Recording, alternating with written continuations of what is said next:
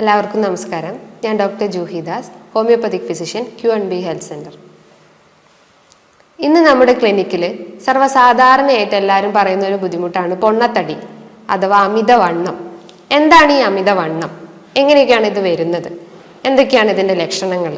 ഇനി ഇത് വന്നു കഴിഞ്ഞാൽ നമുക്ക് എന്തൊക്കെ കോംപ്ലിക്കേഷൻസ് ഉണ്ടാക്കാം, അല്ലെങ്കിൽ എന്തൊക്കെ ഭക്ഷണങ്ങൾ മാറ്റിയെടുക്കാം, എന്തൊക്കെ മാനേജ്മെൻറ്റ് നമ്മുടെ ലൈഫിൽ ഉൾപ്പെടുത്താം ഈ ഒരു അസുഖം വന്നു കഴിഞ്ഞാൽ? അതായത് 100 പേര് എടുത്തു കഴിഞ്ഞാൽ ഇന്ത്യയിൽ അതിൽ 10 പേർക്കും ഈ ഒരു ഒബേസിറ്റി അല്ലെങ്കിൽ അമിതവണ്ണം ഉണ്ട്. ഇപ്പം മലയാളീസിൻ്റെ കേസ് എടുത്തു കഴിഞ്ഞാൽ 100ൽ ഒരു 30 പേർക്ക് അല്ലെങ്കിൽ 28 ആളുകൾക്കും ഈ ഒരു ഒബേസിറ്റി ഉണ്ട്.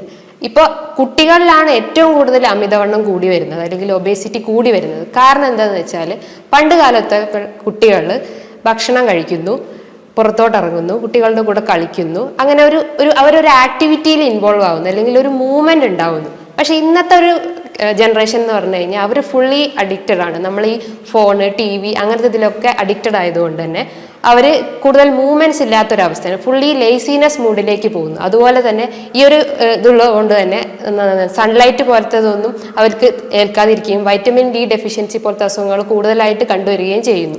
അപ്പം ഈ ഒരു ഒബേസിറ്റി അല്ലെങ്കിൽ ഈ ഒരു അമിതവണ്ണം എങ്ങനെ നമുക്ക് കാൽക്കുലേറ്റ് ചെയ്യാം? അതിനാണ് WHO ഒരു ഫോർമുല കണ്ടെത്തിയിട്ടുള്ളത്, ബോഡി മാസ് ഇൻഡെക്സ്. അതായത് weight in kilogram divided by height in metre square. അതായത് ഹൈറ്റിനനുസരിച്ച് നമ്മളെ വെയിറ്റ് വരുന്നതാണ് ഈ ഒരു ഫോർമുല കൊണ്ട് ഉദ്ദേശിക്കുന്നത്. അതായത് ഉദാഹരണം പറയുകയാണെങ്കിൽ ഒരാൾക്കിപ്പോൾ ഒരു 150 സെന്റിമീറ്റർ ഹൈറ്റ് ഉണ്ടെങ്കിൽ അവരുടെ വെയിറ്റ് നോക്കുകയാണെങ്കിൽ ഒരു 50 കിലോൻ്റെ അടുത്ത് എന്തായാലും വെയിറ്റ് വന്നിരിക്കണം. അപ്പം അതിൽ കൂടുതലാവുകയാണെങ്കിൽ അല്ലെങ്കിൽ അതിൽ കുറവാണെങ്കിൽ അത് അണ്ടർ വെയിറ്റ് അല്ലെങ്കിൽ ഒബേസ് സ്റ്റേജിലേക്ക് പോവാം. ഈ ഒരു BMI എന്ന് പറഞ്ഞിട്ടുള്ള ഒരു ഇതിനെ പല സ്റ്റേജുകളായിട്ട് തരംതിരിച്ചിട്ടുണ്ട്.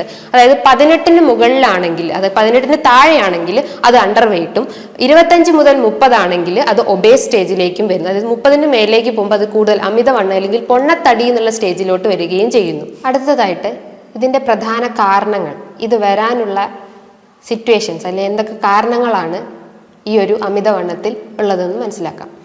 ഒന്നാമതായിട്ട് നമ്മൾ സെഡൻഡറി ലൈഫ് എന്ന് വെച്ചാൽ ഒരു മൂവ്മെന്റ്സ് ഒന്നും കൊടുക്കാത്ത ഒരു സ്റ്റേജ്, അതാണ് സെഡൻഡറി ലൈഫ് എന്ന് പറഞ്ഞു കഴിഞ്ഞാൽ.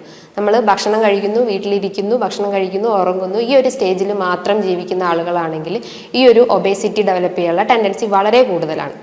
രണ്ടാമതായിട്ട് നമ്മൾ ഹൈ കലോറി ഡയറ്റ്, അതായത് കാർബോഹൈഡ്രേറ്റ് അടങ്ങിയിട്ടുള്ള ഡയറ്റ് കൂടുതലായിട്ട് എടുക്കുമ്പോൾ ഈ ഒരു ടെൻഡൻസി ഡെവലപ്പ് ചെയ്യും. അതായത് നമ്മൾ കൺവേർഷൻ നടക്കാതെയും ഫാറ്റ് കൂടുതൽ നമ്മളെ ഈ ഒരു അവയവങ്ങളിലൊക്കെ ഡെപ്പോസിറ്റ് ചെയ്യുകയും ചെയ്യുന്നു. അടുത്തതായിട്ട് പറയുന്നത് കൂടുതലായിട്ട് നമ്മൾ ഈ എക്സസൈസ് വ്യായാമക്കുറവ് ഉണ്ടാകുമ്പം ഈ ഒരു ബുദ്ധിമുട്ട് വരാം. പിന്നെ പറയുന്നത് കൂടുതലായിട്ട് നമ്മൾ ഈ ഹൈ ഫ്രക്ടോസ് കണ്ടന്റ് ആയിട്ടുള്ള, അതായത് ജങ്ക് ഫുഡ് അല്ലെങ്കിൽ ഫാസ്റ്റ് ഫുഡ് ആയിട്ടുള്ള ഐറ്റംസ് എടുക്കുകയാണെങ്കിലും ഈ ഒരു വരും. അതായത് ഈ ബർഗർ, പിസ്സ അങ്ങനത്തെ ഫാസ്റ്റ് ഫുഡ് ഐറ്റംസ് കൂടുതലായിട്ട് എടുക്കുകയാണെങ്കിലും ഈ ഒരു പൊണ്ണത്തടി ഡെവലപ്പ് ചെയ്യാം. പിന്നെ നമ്മൾ കറക്റ്റ് ടൈമിന് ഭക്ഷണം കഴിക്കാത്ത അവസ്ഥ, അതായത് രാവിലത്തെ ഫുഡ് ഉച്ചയ്ക്കും അങ്ങനെ ലേറ്റ് ആയിട്ട് പ്രോപ്പർ ടൈമിംഗ് ഇല്ലാതെ ഫുഡ് കഴിക്കുമ്പോൾ ഈ ഒരു ഒബേസിറ്റി ഡെവലപ്പ് ചെയ്യാവുന്നതാണ്.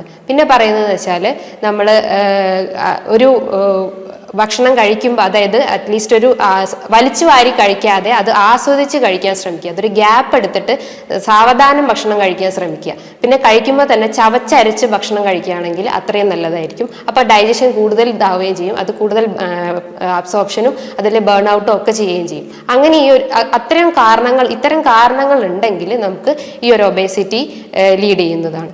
ഇനി ഈ ഒരു ഒബേസിറ്റി കാരണം അല്ലെങ്കിൽ ഒരു അമിതവണ്ണം കാരണം എന്തൊക്കെ ഗുരുതരമായ അവസ്ഥകൾ നമ്മുടെ ശരീരത്തിൽ വരാമെന്നാണ് അടുത്തത് പറയുന്നത്. ഒന്നാമതായിട്ടും ഫാറ്റി ലിവർ. ഫാറ്റി ലിവർ എന്ന് പറഞ്ഞാൽ കരളിന് ചുറ്റും കൊഴുപ്പടിയുന്ന അവസ്ഥ, അതായത് കരളിലെ കോശങ്ങൾക്ക് നിറച്ചും കൊഴുപ്പടിയുന്ന അവസ്ഥ. അത് നമ്മൾ നേരത്തെ പറഞ്ഞു. കൂടുതലായിട്ട് അന്നജം അല്ലെങ്കിൽ കാർബോഹൈഡ്രേറ്റ് അടങ്ങിയ അല്ലെങ്കിൽ കൊഴുപ്പടങ്ങിയ ഭക്ഷണങ്ങൾ എടുക്കുകയാണെങ്കിൽ അത് സ്റ്റോർ ചെയ്യുന്നത് സെൽസിലും, ആ കൺവേർഷൻ നടക്കാതെ കൂടുതലായിട്ട് കൊഴുപ്പ് നമ്മളെ അവയവങ്ങൾക്ക് ചുറ്റും സ്റ്റോർ ചെയ്ത് വെക്കുകയും അങ്ങനെ ഈ വിസറൽ ഫാറ്റ് പോലത്തെ ഡെവലപ്പ് ചെയ്യും. അങ്ങനെ ഈ ഒരു ഫാറ്റി ലിവർ ഡെവലപ്പ് ചെയ്യുകയും ചെയ്യും. അതായത് ഈ വിസറൽ ഫാറ്റ് കൊണ്ട് നമുക്ക് ഇൻസുലിൻ റെസിസ്റ്റൻസ് എന്ന് പറഞ്ഞ ഒരു കണ്ടീഷൻ ഡെവലപ്പ് ചെയ്യുകയും ചെയ്യാം. പിന്നെ മറ്റൊരു കാരണമാണ് നമ്മൾ ഹൃദയ സംബന്ധമായ രോഗങ്ങൾ, അതായത് ഹൃദയക്കുഴലുകളിലേക്കൊന്നും അല്ലെങ്കിൽ രക്തക്കുഴലിലേക്കൊന്നും കറക്റ്റ് ബ്ലഡ് ഫ്ലോ എത്താത്തൊരു അവസ്ഥ, അതായത് രക്തക്കുഴലുകളിലൊക്കെ ഈ ഒരു പ്ലേഗ് രൂപപ്പെടുകയും അങ്ങനെ ബ്ലഡ് ഫ്ലോ കുറയുകയും അങ്ങനെ ഹൃദയ സംബന്ധമായ രോഗങ്ങൾ ഡെവലപ്പ് ചെയ്യുകയും ചെയ്യുന്നു. മറ്റൊരു കാരണമാണ് ഡയബറ്റിസ് അല്ലെങ്കിൽ PCOD. ഇങ്ങനത്തെ കാരണങ്ങൾ കൊണ്ട് ഇതൊക്കെയാണ് ഇതിന്റെ പ്രധാന കോംപ്ലിക്കേഷൻസ് എന്ന് പറയുന്നത്. ഇത്തരം കാരണങ്ങൾ കൂടാതെ മറ്റു കാരണങ്ങളും ഈ ഒരു അസുഖം വരാനുള്ള ടെൻഡൻസി ഉണ്ട്.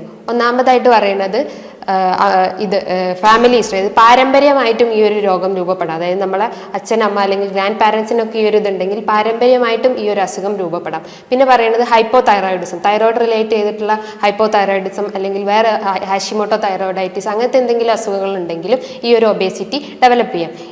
ഇത് മൂലം നമുക്ക് പല വലിയ വലിയ കോംപ്ലിക്കേഷൻസ് നമ്മുടെ ബോഡിയിൽ ഡെവലപ്പ് ചെയ്യാം. ഒന്നാമതായിട്ട് പറയുന്നത് ഫാറ്റി ലിവർ. ഫാറ്റി ലിവർ എന്ന് പറഞ്ഞാൽ കരളിന് ചുറ്റും കൊഴുപ്പടിയുന്ന അവസ്ഥ.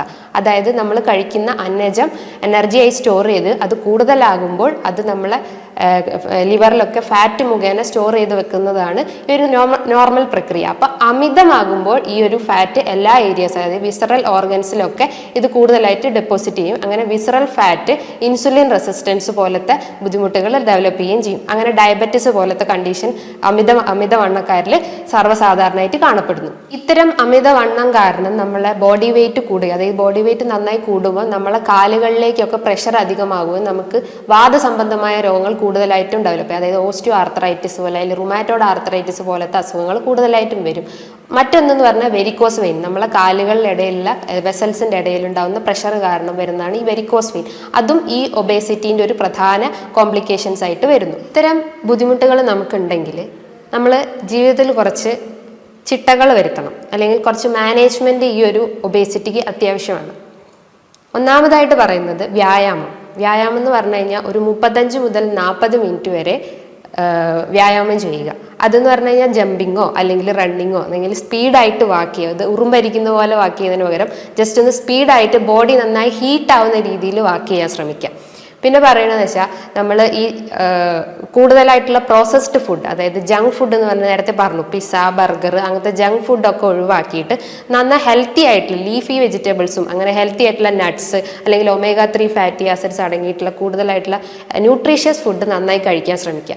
പിന്നെ പറയുന്നത് വെച്ച് കഴിഞ്ഞാൽ നമ്മൾ ഉറക്കം എല്ലാ അസുഖത്തിനും ഒരു അടിസ്ഥാന ഘടകമാണ്. അപ്പോൾ ഉറക്കം നന്നായി മെയിൻറ്റെയിൻ ചെയ്താൽ ഈ ഒരു അസുഖം നമുക്ക് പൂർണ്ണമായി മാറ്റിയെടുക്കും. ഒരു 6 മുതൽ 8 മണിക്കൂറെങ്കിലും നമുക്ക് പരമാവധി ഉറങ്ങാൻ ശ്രമിക്കണം.